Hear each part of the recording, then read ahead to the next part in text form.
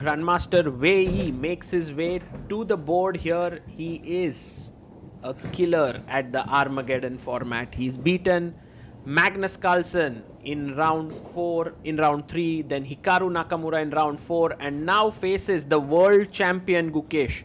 Their classical game was a very topsy-turvy encounter where Wei Yi was close to winning and then got outplayed, and then Gukesh was completely winning, and then he lost his win, and then the game ended in a draw. So right now both players have come to the board with quite a lot of baggage, I must say, but I would say Wei Yi might be the one who has slightly more positive energy flowing through him, because he was the one who was lost at the end, and then managed to salvage the draw. Gukesh has to be mentally very strong here to come back, and you can see him adjusting his pieces. It's a Cree game. 10 minutes for Wei Yi, 7 for Gukesh. And we are ready to get going. Gukesh calms himself down. The arbiter asks them to start the clock. And there we go.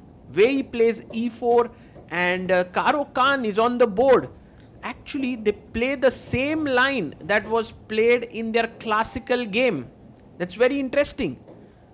Who's going to come up with the new idea here? Bishop d6, short castle. We are still following that. Rook e1 also was played castles, and now Wei Yi had played c4, but actually goes for knight g5. And Gukesh is prepared with knight f5 here. The queen comes in, threatening mate in 1. Very direct approach at 6. Knight comes back, and this is Wei Yi's prep here. g6 hitting the queen. The queen has to move away. Queen h3 and h5. It does feel like Gukesh's position is very cool, but knight jumps in, preventing e5 and the bishop opening up. And now the best move is king g7. Maybe future you want to play f6, defending g6. Bishop takes e5, d takes e5, and f6 now played by Gukesh. f6 strikes the center, and now Wei Yi has a decision to make. How does he continue? Because after e takes f6, Gukesh wants to take with the queen. He chops off the knight, pawn takes, and now queen g3, a very classy move attacking the g6 pawn. Gukesh goes with his king to h7, and Wei Yi now takes the pawn on f6. You can see all the dark squares have become tremendously weak here in this position, and Gukesh is in big trouble right out of the opening. He's not played this opening so well, and Wei Yi now bishop g5, f4 played, queen h4, and the queen moves to the f5 square. Gukesh is fighting back, but let's see. Queen g4. He wants to trade the queens, and rightly so, because the black king is a bit weak here. And maybe now knight can come to f3. He plays it so that after queen takes queen, you take back with the knight. Now, black's problems are that this pawn on d5 is weak. White has the open file. The pawn on f4 is also weak. So all these are big problems for Gukesh. He goes bishop d7, rook jumps here, and Gukesh is trying to trade pieces. He takes on e8, takes on e8, and now a very key moment in the game. Wei Yi has 6 minutes 53 seconds. Gukesh has threats of rook e2, and nice move h3 found after nearly 2 minutes of thought. Now you are attacking the d5 pawn. Gukesh comes in with the threat of taking the pawn on b2, and now Wei Yi can actually capture the pawn on d5 because the bishop is hanging. Bishop goes to e8. If you had come forward, I would have gone rook d6. You still couldn't have taken the pawn.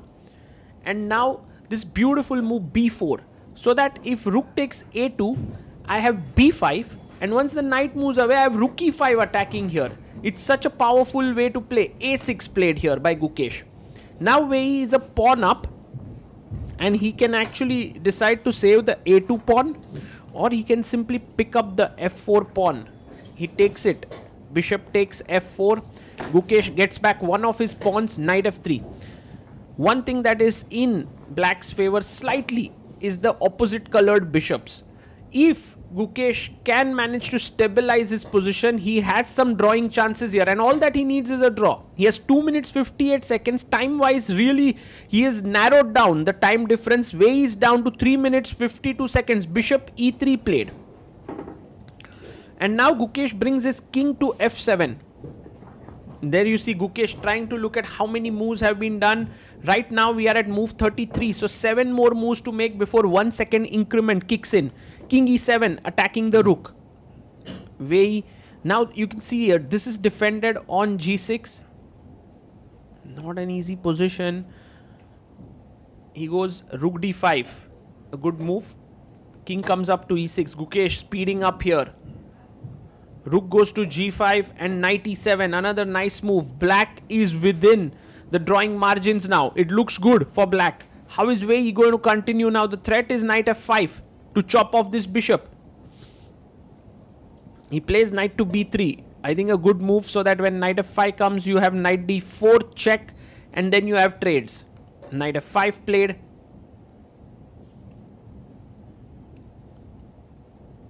And there is knight d4 check. And now takes, bishop takes. The position is now really good chances for Gukesh, because some trades have happened. If he can retransfer the bishop here to f5, that could mean something. Rook d5 played. And maybe you want to get your bishop rook back into the game. Bishop e3, he stops it. Bishop comes to c6. And he keeps his rook on d6 so that the g6 pawn is under pressure. I don't know how Gukesh wants to play. Maybe a good idea is rook g1. No, rook e2. Maybe waste of time. Rook g1 forcing f3, coming back, and then getting the rook back. Might have been a good idea. King g3. Okay, now maybe rook e1, rook g1. Still not a bad idea to try. Let's go. Gukesh, you can see, is getting nervous because he has 1 minute 9 seconds. Wei Yi has 1 minute 33 seconds. Getting intense here for Gukesh. It's not easy to find the next moves. Rook c2, maybe there is just bishop d4. He plays rook e1. 46 seconds for Gukesh. You can see he's getting visibly a bit shifty there. Rook d8, good move. Now rook g1. But he goes rook e2. He's waiting here. And the thing is, white can improve his position. That's what, rook h8. Beautiful move by Wei Yi. He's coming from here. He's going to use his bishop here. And Gukesh is running low on time. 41 seconds. Check here. Wei Yi, super calm, super composed. King e6. And now you can go rook g7 check, so that the king can no longer defend the pawn from... It has to come to f5. Yes, rook g7. Good move. All of a sudden, Wei Yi is now winning. Gukesh goes king f5. And bishop d4. Another nice solidifying move. The rook can go back now to defend the pawn on g6. He can do that. He's thinking about it. Look at Gukesh there. 35 seconds. He's running. His clock is running down. Wei Yi has 1 minute 6 seconds. He brings his rook back with 17 seconds on the clock. And now this move, f3. To just blunt this bishop on this diagonal makes a lot of sense. And later you could try to sort of weave some kind of a mating net with king h4 and g4 and stuff like that. Actually, f3 also prepares rook f7 check when the king's very important squares are taken away. And you know, g5 will remain, but you can even take it away with h4. So Gukesh goes rook d6. Should we go h4 here? Is it a possible move? Oh, there's rook d7 threatened. That's the smart idea that Gukesh has. He wants to trade rooks with 8 seconds on the clock. Wei Yi has 46 seconds. Needs to make his next move. He goes rook e7. Good move. If rook d7, he wants to come up with rook e5. g5 played. h4. Excellent move by Wei Yi. Another beautiful move found by him. Takes. Gukesh down to 2 seconds, I guess. 1 second. Oh my goodness. Rook g6 attacking g2 pawn. Check. King goes up. Because you couldn't go back. There would have been a discovered check. Rook comes back, defending the g2 pawn. And he goes back with his rook.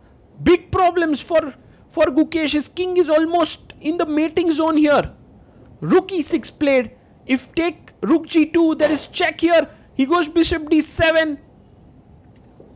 Attacking the rook. Check. Bishop f5, g3 played, beautiful move. Rook takes g3 is met with rook f5 and resignation by Gukesh. What a game by Wei Yi. What a player Wei Yi is. Beating Magnus Carlsen, then Nakamura and now Gukesh. He's surely the Armageddon king in this tournament until now. He's playing brilliantly, and while the classical game has ended in a draw, the Armageddon goes in the favor of the Chinese #1 player Wei Yi.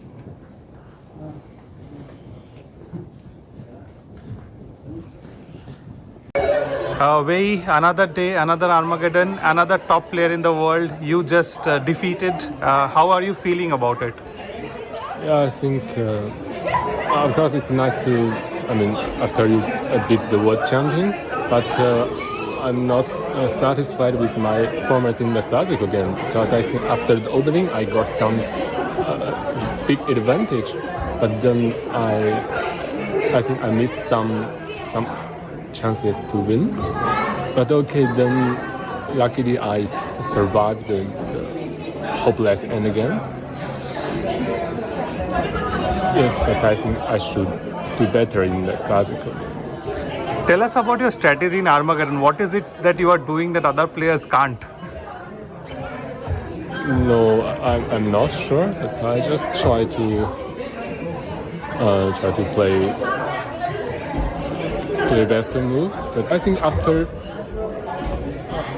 first 3 Armageddon games, I think maybe I did better in time management. Yeah. Are you gaining more confidence as the rounds are going on and you're winning these tough time pressure Armageddon games? Yes, I think of course I got more confidence, but there's still some tough games to go, I think. Right. And yesterday was a rest day. We saw you had a lot of fun. Which was your favorite activity? The axis throwing. You enjoyed that? Because I got 15 points. 15 points. Oh wow. Oh wow. Do you think that rest days like that, where you don't have to think about chess, really helps? Yes, I think it's good, because every day you face strong opponents, you have to think your strategy. But yesterday, no, I didn't want to think about that. Right. Great performance today once again. All the best for the rest of the rounds. Thank you.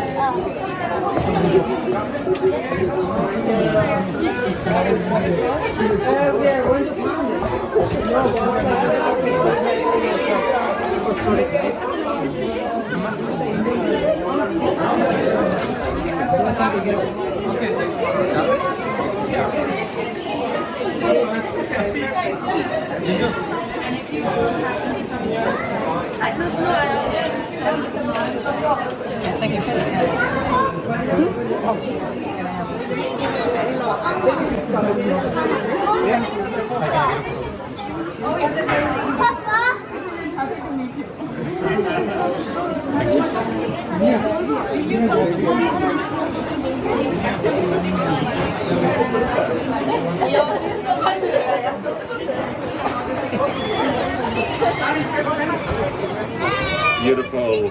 Thank you so much. Do I get there?